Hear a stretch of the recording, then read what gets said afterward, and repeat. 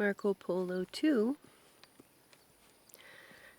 they decided that a sea voyage would be safer for the princess than an overland journey through a war zone, and they wanted Marco, Niccolo, and Maffeo to accompany them. Kubla reluctantly granted permission for the Polos to leave. His face showed great dissatisfaction, Marco reported. If it hadn't been for the happy coincidence that led to our departure, we might never have gotten away, and there is little likelihood that we would ever have returned to our own country.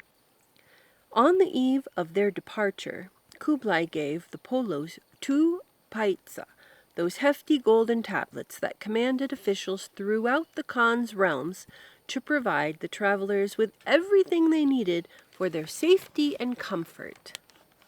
Kublai had ordered that a fleet of 14 Chinese junks be outfitted for the voyage in the southern port city of Zaitan, today's Quanshu, and they were giant ships for the time, as big as palaces according to Marco, each with 4 masts carrying great sails of red silk stiffened by a series of bamboo slats, with oars that took 4 men to pull, and with as many as 60 passenger cabinets.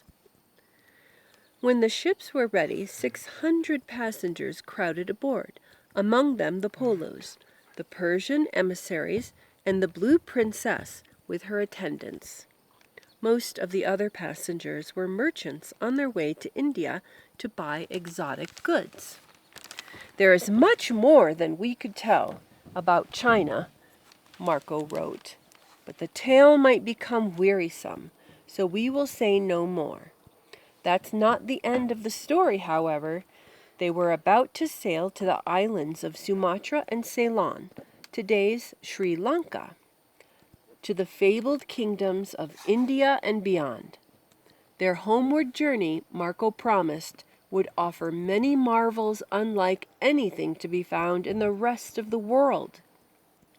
With bamboo slat sails clattering in the breeze, the flotilla sailed into the South China Sea and along the coasts of present-day Vietnam and Malaysia.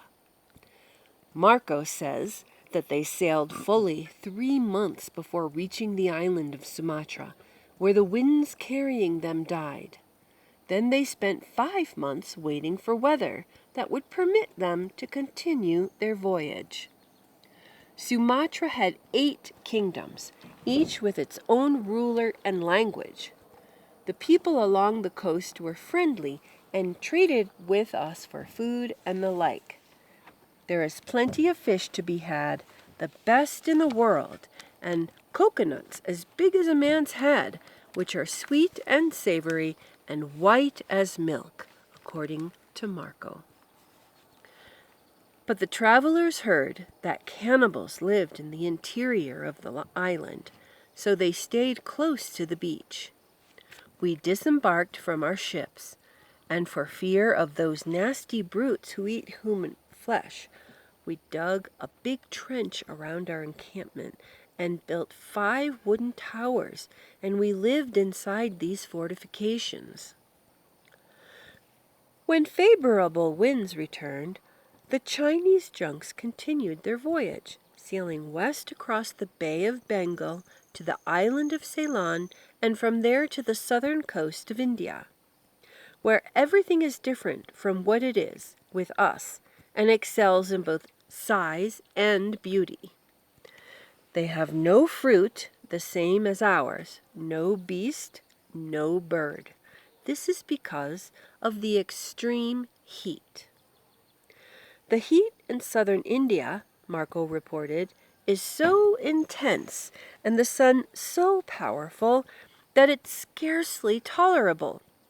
I assure you that if you put an egg into one of the rivers, you would not have to wait long before it boiled.